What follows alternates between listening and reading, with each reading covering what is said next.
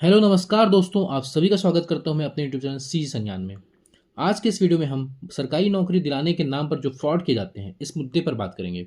ये वीडियो बनाने का वैसा तो मेरा कोई इरादा नहीं था, लेकिन आए दिन हम न्यूज़पेपर में सरकारी नौकरी लगाने के लिए जो पैसे लेकर धोखा दिया गया, ऐसे हम आर्टिकल पढ़ते आ रहे हैं। ऐसे सैकड़ों आर्टिकल हम देखते आ रहे हैं।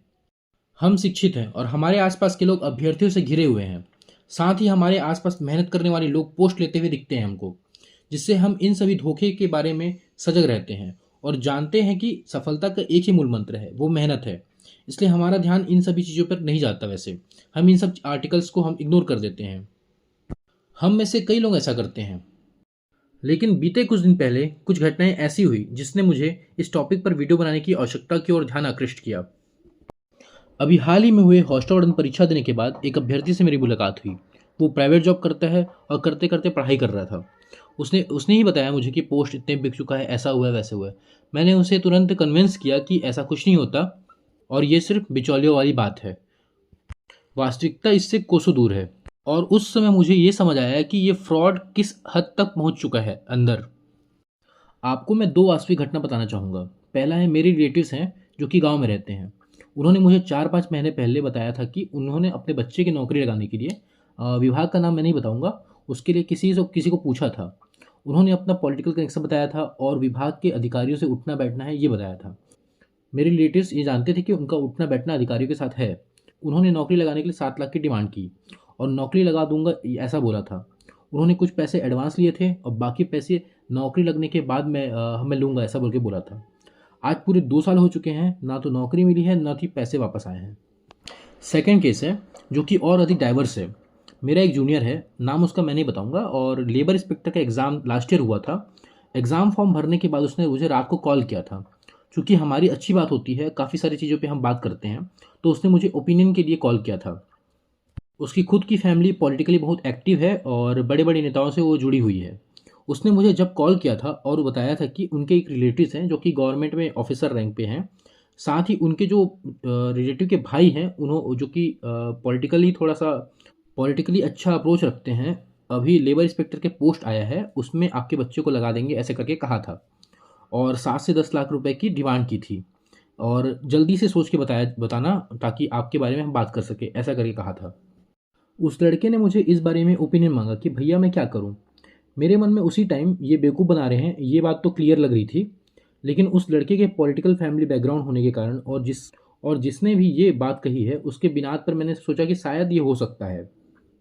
तो मैंने सबसे पहले उनसे पूछा कि आपको क्या लगता है, आपकी जॉब लग जाएगी? तो उसने कहा हाँ भैया लग जाएगी बोल के। मैंने फिर पूछा कि अगर नहीं लगी तो क्या आपके पैसे वापस मिल सकते हैं? उसने फिर बोला हाँ रिलेटिव्स है तो पैसे तो आराम से आ जाएंगे वापस। तब मेरे दिमाग में ये बात आई कि सरकारी नौकरी में पैसा चलता है या नहीं ये जांचने का एकदम सही मौका है। और मैंने बोला कि तुम्हारी मर्जी है, तुम चाहो तो पैसे दे सकते हो। उसने सेकंड दिन मुझे बताया कि मैंने पैसे दे दिए हैं। फिर लेबर इंस्पेक्टर का एग्ज़ाम हुआ और फिर रिजल्ट आया। उस लड़के का मैंने रैंक देखा तो वो 2000 से अधिक था। फिर मैंने उस लड़के को कॉल किया और पूछा कि आपका नाम सिलेक्शन लिस्ट में कैसे नहीं है? जितना आपका रैंक आया है वो तो आप खुद ला सकते हो, आपके उसके लिए पैसे देने की क्या ज़रूरत थी? उसने बोला कि मैंने बात की है जिसको मैंने पैसे दिए थे, उसने बोला है कि मुझे आपसे और पैसे लेने चाहिए थे, थोड़े कम पैसे हो गए हैं। इतने कम पैसे में आपका मैं सिर्फ रैंक सुधार सकता था। अब मैंने बोला कि आप कॉलेज का कोई एग्ज़ाम तो दे नहीं रहे हो जो आपका रैंक सुधारने से आपको कोई फ़ायदा होगा। आपको या तो पोस्ट मिलेगी या तो नहीं मिलेगी। ये तो आपको सीधा सीधा बेवकूफ़ बनाने वाली बात है। इन दोनों केसेस से क्या समझ आता है? पहली चीज़ कि कोई भी पैसा देकर आपका सिलेक्शन नहीं करा सकता। सेकेंड चीज़, बिचौलिए अपने पॉलिटिकल कनेक्शन को होने का फ़ायदा दिखाते हैं आपको, और आपको भरोसा दिखाते हैं कि मंत्री और अधिकारी हमारी बात सुनते हैं और आपसे पैसे ऐंठ लेते हैं। और जब सिलेक्शन नहीं होता तो जिनका सिलेक्शन हुआ है वो ज़्यादा पैसे दिए हैं ऐसा बोलकर आपको बेवकूफ़ बनाते हैं। ये तो मात्र दो अलग अलग केस हैं जो मैंने अपने आंखों से देखा है और आपको बताई है। अगला न्यूज़ आर्टिकल देखें, पुलिस विभाग में नौकरी लगाने लाखों की ठगी, स्कूल साथी को लगा दिया चूना। आप 2 लाख रुपए में आईपीएस बनने वाली बात तो आप सब जानते ही हैं। इसके बाद अगला देखते हैं, नौकरी लगवाने का दिया था वादा, ठग लिए 45 लाख रुपए। नौकरी, लालच और धोखा, साथी ठग ने 5 लोगों से ठग लिए 5-5 लाख रुपए। नौकरी लगाने के नाम पर 4 लाख की ठगी। 1-2 साल पहले वन विभाग में नौकरी लगाने के लिए ऑफिस खोलकर बैठे हुए कुछ लोग थे, वो पकड़े गए।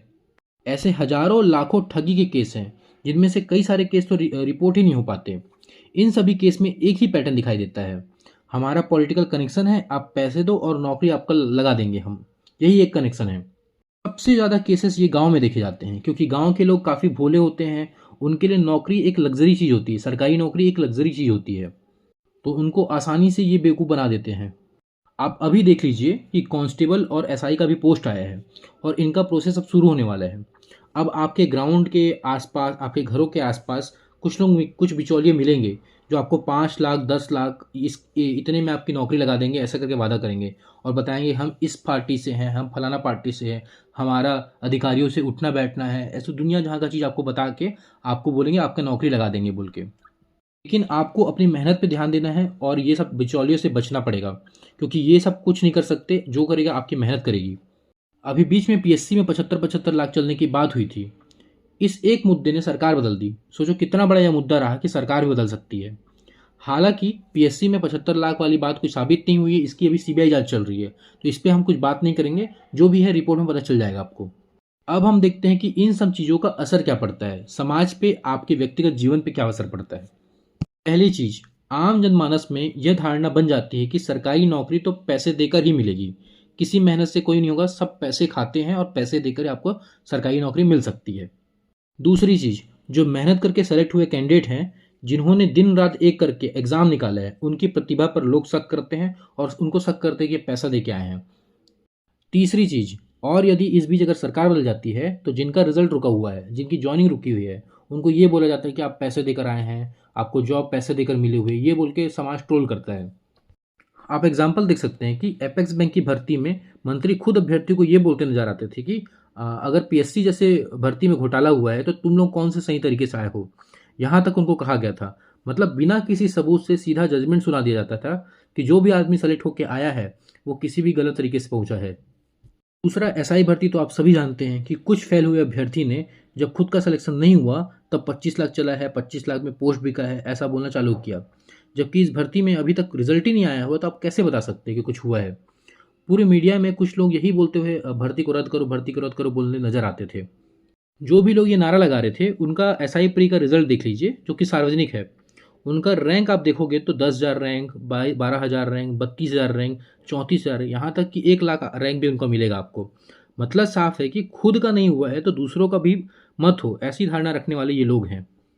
लेकिन जब कोर्ट की बात आती है तो वहाँ प्रक्रिया में विसंगति के आधार पर केस लगाया जाता है। एक बार भी किसी ने भ्रष्टाचार के आधार पर केस नहीं लगाया था। मोरल ऑफ द स्टोरी यही है कि 25-25 लाख देकर जो घुसने की कोशिश किए थे, अपनी सेटिंग पहले से करवा चुके थे बिचौलियों के साथ, वो सारे लोग भर्ती के किसी न किसी चरण में फेल होकर बाहर हो गए हैं। अब उनका 25 लाख डूब चुका है। अब उन सब चीज़ का आरोप जो सेलेक्ट हुए हैं उन पर मढ़कर वापस भर्ती चालू कराने की बात करके अफवाह उड़ा रहे हैं। ये मंत्रियों के कानों तक पहुंचा रहे हैं, बड़े बड़े अधिकारियों तक की बात पहुंचा रहे हैं कि भर्ती में ऐसा हुआ है वैसा हुआ है, जबकि खुद का पैसा ये डूब चुका है। ये बिचौलिया आपके खुद के पैसे खा चुके हैं। लेकिन क्या सरकार अफवाहों पर ही ध्यान देती है, कहीं सुनी चीज़ों की बात ही सुनती है बस? क्या सरकार के कान में कोई भी इंसान आके कुछ भी बोल के चल देगा और सरकार उस चीज़ को मान लेती है क्या? किसी भी एग्ज़ाम को क्लियर करने के लिए मेहनत लगती है, जॉब पाने के लिए मेहनत करनी पड़ती है। आपको रायपुर, बिलासपुर की लाइब्रेरी में जाकर घूमना चाहिए। इतने सारे अभ्यर्थी बस एक नौकरी पाने के लिए दिन रात एक कर देते हैं। रात भर, दिन भर पढ़ाई करते हैं और मेहनत करते हैं। 24 घंटा लाइब्रेरी में रहते हैं और अपनी जवानी के 4 से 5 साल, 6 साल तक बस पढ़ कर बिता देते हैं। तभी एग्ज़ाम निकल पाता है। ये कोई खैरात में मिली चीज़ नहीं है जो कि 5, 10, 15, 20 लाख रुपए फेंक दिए और जॉब आपको मिल गई। इन बच्चों की ये दिन रात की मेहनत होती है जिससे ये कल राज्य को भी संभालेंगे। ऐसे किसी के मेहनत से कमाए उनके हक का मजाक नहीं उड़ाना चाहिए। ना ही सरकार को इतना उनको तरसाना चाहिए कि उनको सड़क पर सोने तक मजबूर हो जाए। 1400 कैंडिडेट पूरे सड़क पर सोए हुए थे। ऐसे कुछ कैंडिडेट से हमने बात करी थी जो कि नारायणपुर सुकमा के नक्सल प्रभावित क्षेत्र से आते थे। उन्होंने हमें रायपुर के आसपास काम दिलाने के लिए कहा था कि भैया आप हमको रायपुर के आसपास रख दीजिए और हमको काम वाम दिला दीजिए। हमने उनसे बात करी तो उन्होंने बताया कि जब से वो एसआई की तैयारी चालू किए हैं तब से घर नहीं गए हैं, जिसका रीज़न है कि नक्सली नहीं चाहते कि उनके गांव का कोई भी बच्चा पुलिस में जाए। और उनको ये अगर पता चलेगा कि हम एसआई का एग्ज़ाम दे चुके हैं, उनका रिजल्ट का इंतज़ार कर रहे हैं, तो उनके जान पे और उनकी फैमिली की जान पे खतरा आ जाएगा। इसलिए वो महीनों से ही अपने घर नहीं गए हैं, आज तक नहीं गए हैं। इसीलिए वो वापस जाना भी नहीं चाहते हैं, जब तक रिजल्ट नहीं आता यहीं रुकेंगे बोलते हैं। ऐसे हजारों कहानी हैं, लेकिन शायद अभ्यर्थियों की मेहनत पर कुछ लोगों की पॉलिटिक्स और कुछ की नफ़रत भारी पड़ रही है। वो भी टैलेंटेड है और आप भी टैलेंटेड हैं। आप अपने टैलेंट और अपनी मेहनत पर भरोसा रखें और पढ़ाई करते रहें। बिचौलिए आपके आस-पास घूमते रहेंगे, वो उसको इग्नोर करना है, उनसे कुछ नहीं होने वाला।